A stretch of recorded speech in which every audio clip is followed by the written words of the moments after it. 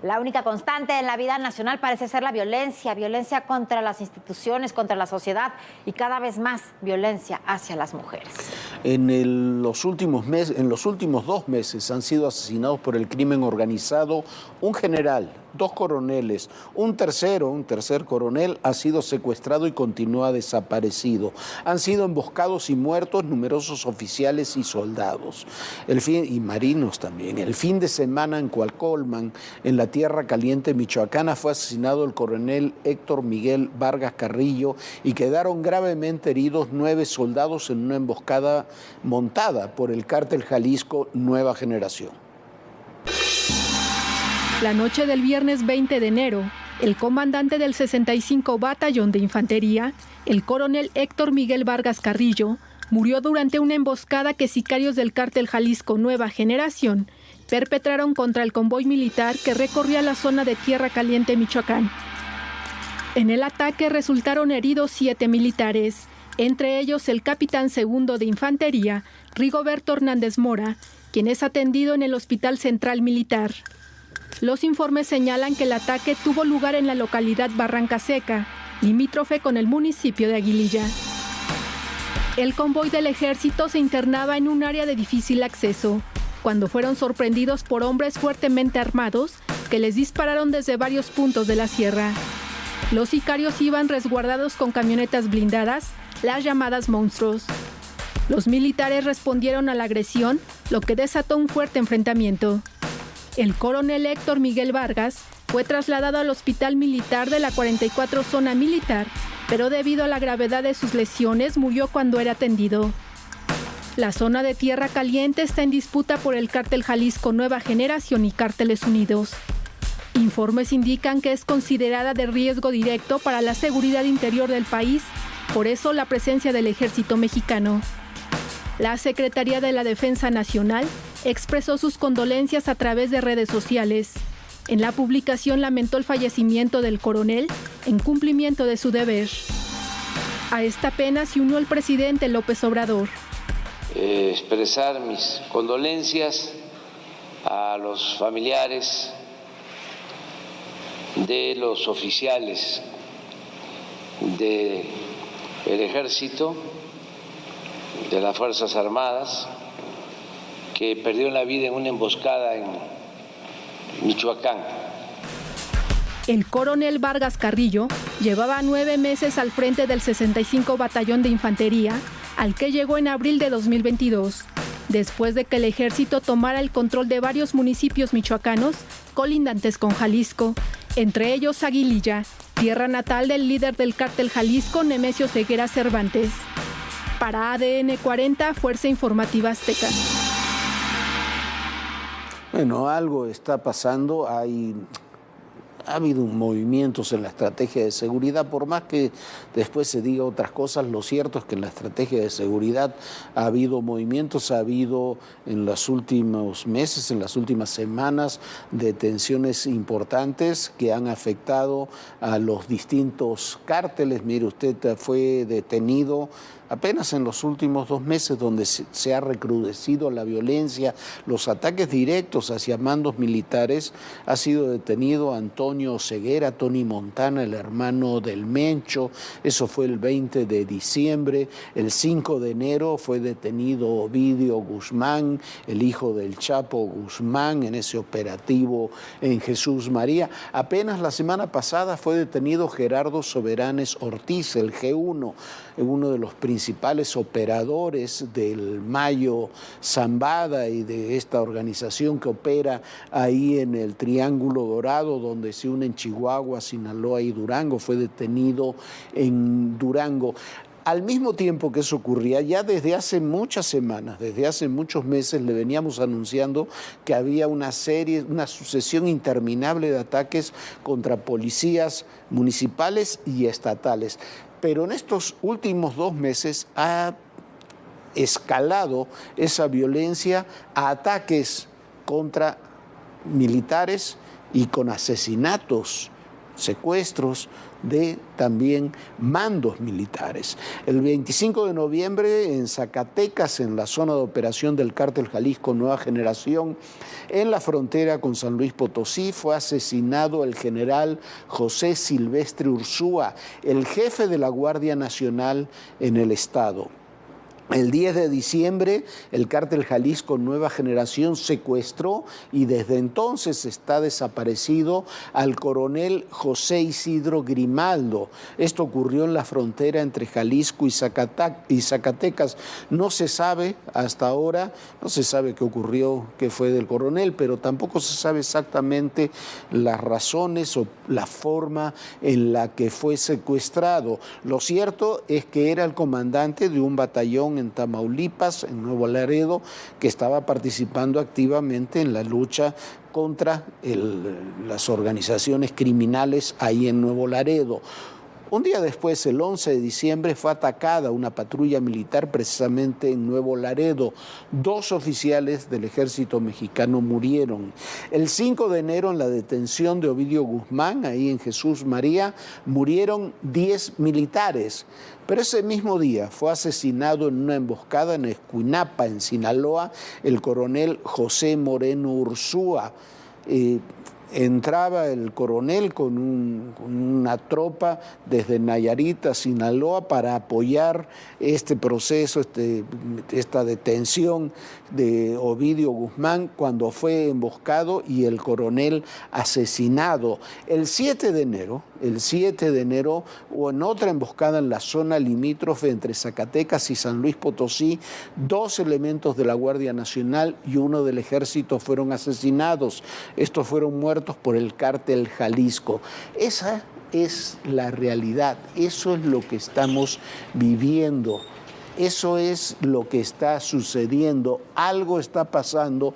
¿Por qué? Porque hay ataques directos que antes no se producían por lo menos de esa forma y con esa magnitud, no solamente hacia instituciones, convoyes militares, sino con ataques directos también a mandos militares. Insistimos, un general asesinado, 2 coroneles asesinados, un tercer coronel desaparecido, varios oficiales y soldados emboscados y asesinados. Y este fin de semana, el ataque en Coacolman, donde el coronel Vargas Carrillo también pierde la vida. Algo está cambiando y lo que está cambiando es la estrategia de las fuerzas militares que se han endurecido y se han endurecido mucho contra los grupos criminales. Viviana. Sí, Jorge, todo lo que nos acabas de mostrar es amplísimo, es gravísimo lo que está sucediendo, pero son ataques contra instituciones. La sociedad también sigue estando bajo fuego continuamente. Ayer una familia completa, una más, fue aniquilada en la carretera Veracruz-Jalapa y se multiplican este tipo de asesinatos.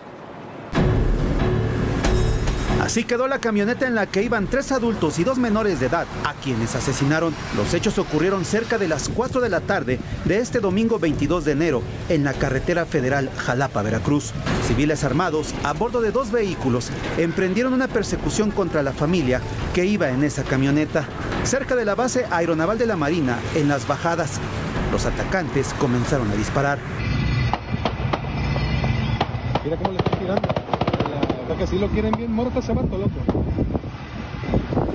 En la zona también falleció un taxista y un hombre más resultó herido. En tanto, la Secretaría de Seguridad activó el código rojo ante los hechos violentos. Los primeros reportes indican que entre las víctimas estaba Fernando Pérez Vega, alias El Pino o el R15, ex candidato de Fuerza por México a la alcaldía de Cosquehuí. Lo ocurrido en Veracruz se suma a los 221 homicidios dolosos reportados este fin de semana, según el reporte diario del gobierno federal. En los primeros 23 días del año se contabilizan más de 1,000 asesinatos, con un promedio de 77 casos diarios. Guanajuato, Estado de México, Chihuahua, Michoacán, Baja California y Jalisco se mantienen como las entidades con mayor incidencia delictiva. Pero esa violencia que usted veía ahorita en estos reportajes se ha ensañado sobre todo con las mujeres. Si el caso de la joven María Ángela movilizó durante días a familiares y amigos, exigieron su aparición, otras mujeres, como 3 jóvenes que habían sido secuestradas en Zacatecas, tuvieron peor suerte. Fueron encontradas, asesinadas y se suceden desapariciones de niñas y mujeres casi todos los días en todo el país. Pasaron 48 horas que se volvieron eternas. 2 días sin rastro de María Ángela Holguín, de 16 años, quien este sábado fue localizada con vida. ¿Cómo se encuentra? ¿Cómo se encuentra la joven? Bien, gracias a Dios. Gracias. María Ángela desapareció el jueves 19 de enero mientras esperaba a su madre afuera de los sanitarios del paradero del Metro Indios Verdes y fue localizada en la colonia Las Águilas, municipio de Nezahualcóyotl, Estado de México, en un terreno utilizado como tiradero de basura y donde hay juegos mecánicos abandonados y automóviles viejos. Este lunes, la Fiscalía Capitalina informó que no se cuenta con registro de ilícitos relacionados con la ausencia de niñas, mujeres o adolescentes en inmediaciones del Centro de Transferencia Modal de Indios Verdes o zonas de convergencia. Después de la desaparición de Ángela y en menos de 24 horas se perdió el rastro de otras 2 menores en la misma alcaldía, Gustavo Amadero, Tonatzin Blanco, de 11 años, y Gabriela Giselle Cabrera, de 14. Horas después, ambas niñas fueron localizadas con vida. Quienes no corrieron con la misma suerte fueron Daniela Márquez, Viviana Márquez e Irma Paola Vargas. No se supo de ellas desde el 25 de diciembre de 2022, junto con José Melesio. Las jóvenes, originarias de Colotlán, Jalisco, regresaban de Zacatecas cuando se perdió contacto con ellos. El miércoles 18 de enero, sus cuerpos fueron localizados en una fosa clandestina en Tepetongo, Zacatecas. Este domingo recibieron el último adiós en su natal Colotlán. En Hidalgo, unas 2,000 personas marcharon a la cabecera municipal de Mixquiahuala para exigir justicia por el asesinato de la maestra Itzel Jocelyn Remes Hernández, asesinada por hombres armados el martes 17 de enero. Ese mismo día, pero en Oaxaca, Andrea Itzel Martínez Castellanos, de 17 años, fue sacada por la fuerza de su domicilio en el municipio de Santiago Suchilquitongo, en la región de los Valles Centrales. De acuerdo con datos del secretario ejecutivo del Sistema Nacional de Seguridad Pública, entre el 1 de enero y el 30 de noviembre de 2022 fueron asesinadas 3,470 mujeres.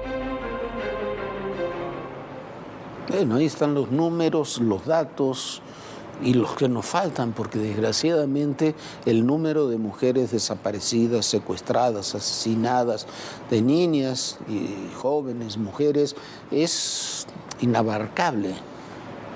Ninguna de estas jovencitas, porque todas las que vimos son jovencitas, tienen nada que ver, tenía nada que ver con el crimen organizado. Ninguno son casos de ajustes de cuentas. Son lisa y llanamente secuestros, asesinatos, abusos contra mujeres, la mayoría, como usted vio, niñas, mujeres muy jóvenes, simplemente en un contexto de violencia donde eso no se está frenando. Fue un fin de semana de extrema violencia también en varios estados de la República. En Guerrero hubo 17 muertos, en Zacatecas hubo múltiples ataques armados que dejaron 9 personas asesinadas y 8 más gravemente heridas. Ese es el contexto en el que estamos el día de hoy. Hay que ponerle un nombre, un rostro. ¿Y qué viene? Todas las demandas internacionales. Una ciudad tan complicada como es la Ciudad de México. Ya llegamos a Aguililla, esta ciudad, la entrada a la Tierra Caliente.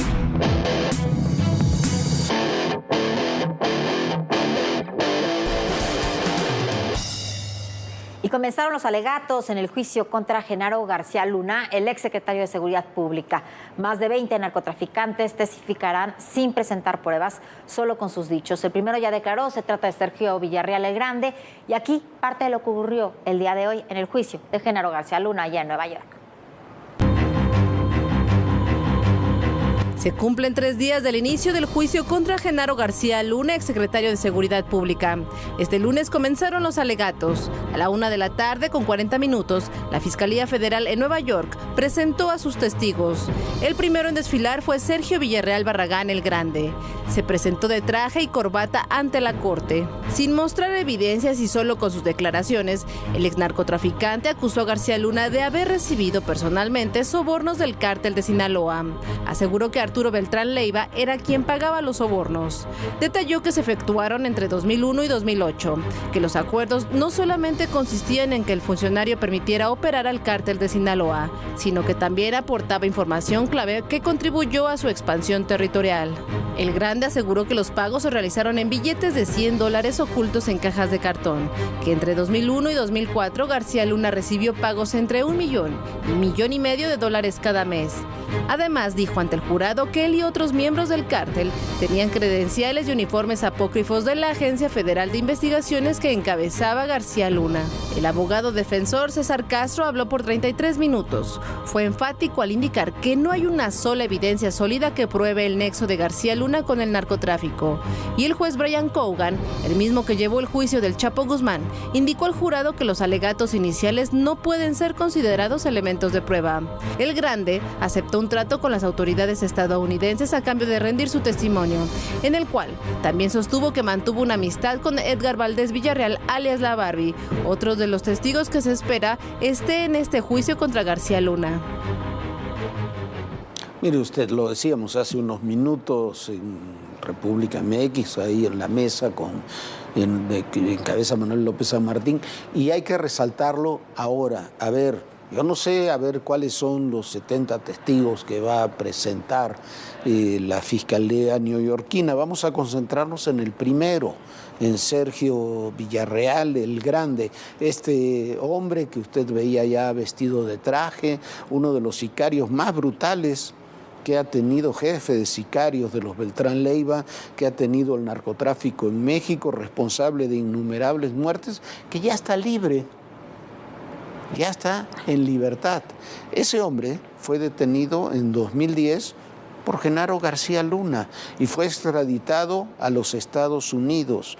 Dice que él le consta que desde 2001 hasta 2009 Genaro García Luna recibió dinero del cártel de Sinaloa, pero él era de los principales operadores de los Beltrán Leiva. Y él trabajaba con los Beltrán Leiva y los Beltrán Leiva eran enemigos a muerte. Terminaron siendo enemigos a muerte del cártel de Sinaloa. De ahí viene esta guerra que estamos viviendo desde que comenzó en realidad desde 2004, en la que intervenía por una parte el cártel de Sinaloa, por otra parte los Beltrán Leiva, los de Juárez y los Zetas unidos contra los de Sinaloa. Dice que recibía $1 millón, da una otra serie de testimonios, pero $1,5 millones, $2 millones mensuales. Dice que García Luna desde 2001 podía mover agentes, pero en 2001 a 2006 García Luna era el jefe de la AFI, no de la Policía Federal. Tampoco era el secretario de Seguridad Pública, no tenía tanto poder como el que describe Sergio Villarreal. Son contradicciones. Por eso yo no sé si será verdad o no lo que dice el señor Villarreal, pero las declaraciones de criminales terribles que hacen esas declaraciones para obtener la libertad, como obtuvo el Grande, me parece que por lo menos hay que pedirles que estén sustentadas en pruebas materiales. Y en este caso, por lo menos, no hubo una sola prueba material. Bueno, Jorge, llama mucho la atención lo que ha sido el testimonio del Grande el día de hoy. Para el programa de testigos protegidos en los Estados Unidos, efectivamente se pueden acoger a este programa y claro que tienen ventajas cuando se va a dictar su sentencia. Pero para que legalmente, para que esto funcione, las pruebas que otorguen tienen que ser corroboradas, tienen que dar resultados y tienen que ayudar a las investigaciones. Lo que hemos visto claramente el día de hoy en este juicio contra Genaro García Luna es que por lo menos el Grande Villarreal el día de hoy pues no ha podido comprobar sus dichos, no hay un solo WhatsApp, no hay un mensaje, no hay fotografías de este dinero, no hay numerología de la cantidad de los billetes que se entregaron, porque eso también se puede hacer, rastrear el dinero del narcotráfico llegado directamente a manos de autoridades. Y bueno, son dos cosas. ¿Qué sucedió? ¿Por qué no hay ninguna prueba de esto? ¿Y dónde está el dinero? Porque para poder acusar de esta manera también tendría que haber rastro de ese dinero, ¿no, Jorge? Mínimamente, y rastros del dinero lo hay, por lo menos de dinero. No es fácil desaparecer $1,5 millones, $2 millones cada mes, o paquetes de $16 millones, como dijo Sergio Villarreal. Hay que tener una ingeniería financiera. Esa tampoco se ha exhibido. No la conocemos en México, no la conocen en Estados Unidos. Y resulta que uno de los testigos que habrá en contra de García Luna será nada más y nada menos que Edgar Beitia, el ex fiscal de Nayarit, uno de los más corruptos funcionarios públicos que hemos conocido en México. Un hombre que en nuestro país asesinó, robó, extorsionó impunemente durante el sexenio pasado y ahora se convierte también en testigo protegido y, como diría los clásicos, su palabra ahora resulta que es la ley. Es Edgar Beitia, el exfiscal de Nayarit. También es conocido como El Diablo. Fue detenido el 27 de marzo de 2017 en el puente fronterizo que une a las ciudades de Tijuana, Baja California y San Diego, California, mientras intentaba cruzar a Estados Unidos. Fue acusado de conspiración internacional para fabricar y distribuir heroína, cocaína, metanfetamina y marihuana. Beitia enfrentó su juicio en la Corte Federal de Brooklyn, en Nueva York. El también apodado Fiscal de Hierro se declaró culpable de recibir dinero de narcotraficantes para ayudarlos a contrabandear droga. Fue sentenciado a 20 años de prisión. En ese tiempo, Beitia decía luchar contra el crimen organizado. Sin embargo, protegía al grupo criminal liderado por Juan Francisco Patrón Sánchez, el H2, quien también trabajó para la organización de los Beltrán Leiva, según las autoridades mexicanas. También utilizó su posición para obstruir investigaciones y procesos contra narcotraficantes en México. Hoy es uno de los testigos estrella en el juicio contra Genaro García Luna, exsecretario de Seguridad Pública Federal. A Edgar Beitia se le vinculó desde 2012 con el crimen organizado, cuando era subprocurador de justicia de Nayarit. También fue acusado de extorsión, robo y secuestro, mientras fue fiscal de ese estado. Durante su gestión redujo los índices de violencia. Sin embargo, se trataba de un Pax Narca, debido a que daba protección a varios cárteles, entre ellos el Cártel Jalisco Nueva Generación. Bajo su autorización, policías extorsionaban a cientos de personas para despojarlos de casas, ranchos, negocios, terrenos y dinero. Según los fiscales de Estados Unidos, Beitia amasó una fortuna de $250 millones por sus actividades ilícitas, mientras que en México, la Fiscalía de Nayarit tiene 17 carpetas de investigación abiertas en contra del exfiscal. Además, se han liberado 3 órdenes de aprehensión por privación ilegal de la libertad y despojo. Bueno, el caso de Edgar Beitia lo hemos seguido durante años aquí, antes y después de su detención. Antes de su detención lo seguimos y lo comenzamos a investigar a partir del caso de un empresario que fue despojado de sus propiedades, detenido, se lo intentó asesinar 2 veces en prisión, de Eduardo Valencia. Cuando investigamos ese caso, uno de nuestros reporteros que fue a reportear a Nayarit fue amenazado directa y personalmente por Beitia.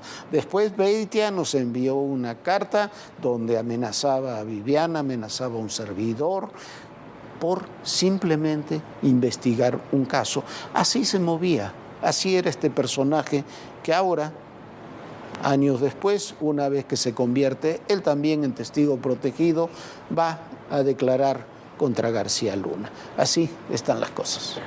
Pues sí, bueno, y vamos a otro tema. Liberaron a José Alberto Benítez Santo, quien fue privado de su libertad por presunta relación con el portal de noticias en Tierra Caliente, Guerrero. El hecho ocurrió el 25 de diciembre, cuando Benítez salió a comprar en la ciudad de Arcelia, y ahí fue interceptado por sujetos armados, quienes lo confundieron con el administrador de una página encargada de publicar temas relacionados con la delincuencia organizada. Por esta misma razón, Jesús Pintor, Fernando Moreno y Alan García fueron reportados como desaparecidos. Y bueno, hablando de violencia contra mujeres, hay un caso que se ha vuelto viral, por supuesto, y es el caso del futbolista Dani Alves. Hoy está preso, ha pasado ya sus noches en Barcelona y es acusado de violar en una discoteca de esa ciudad a una joven de 23 años. Esta es la historia de Dani Alves. Es el centro penitenciario en Barcelona, España, donde el futbolista brasileño Dani Alves estaba recluido desde el viernes pasado debido a las acusaciones en su contra por abusar de una joven de 23 años. El presunto ataque ocurrió el pasado 30 de diciembre en un centro nocturno en la ciudad catalana, donde regresó por cuestiones de salud de su suegra. De acuerdo con los medios locales, la víctima denunció que Alves la obligó a realizar actos sexuales y que incluso la golpeó. Esa noche, según lo relatado, la joven y sus amigas fueron invitadas por el futbolista a la zona VIP y tras varias insistencias accedieron. Después la víctima fue al baño con el jugador, donde presuntamente ocurrió el ataque. Alves cambió su declaración en 3 ocasiones. Primero dijo que no la había visto, que no la reconocía. Después, según los reportes, tras la difusión de las imágenes de las cámaras de seguridad, el jugador indicó que la vio en los baños y después aseguró que la joven fue quien se le abalanzó, mientras que las declaraciones de la víctima fueron apoyadas por los testimonios de sus amigas y el camarero que la atendió. Ante esta situación, la jueza que lleva el proceso determinó que Alves permanezca en prisión preventiva sin derecho a fianza para evitar que se fugue. Horas después de la decisión de la juez, el presidente del equipo de los Pumas, Leopoldo Silva, confirmó que debido al proceso que enfrenta, el club decidió rescindir el contrato del jugador. Los mismos diarios españoles aseguran que este lunes el jugador fue cambiado de prisión por su seguridad, a una donde hay menor cantidad de reos y tiene celdas con duchas individuales. Bueno, y el día de hoy la prensa española dice que una de las pruebas que presentó la chica que acusa de acoso y de abuso sexual a Alves es que Alves tiene un tatuaje en la zona pública. Bueno, eso dice la víctima en contra de Alves y ha sido una de las pruebas que ha sido utilizada en este juicio. Ya nos vamos, muchísimas gracias por habernos acompañado. Mañana, por supuesto, lo esperamos aquí en Todo Personal a las 11 de la noche. Sueñe bonito y bueno, bonita noche, Jorge. Bonita noche, muchísimas gracias por acompañarnos y recuerden, el poder y en la política, todo, pero absolutamente todo es personal. Gracias.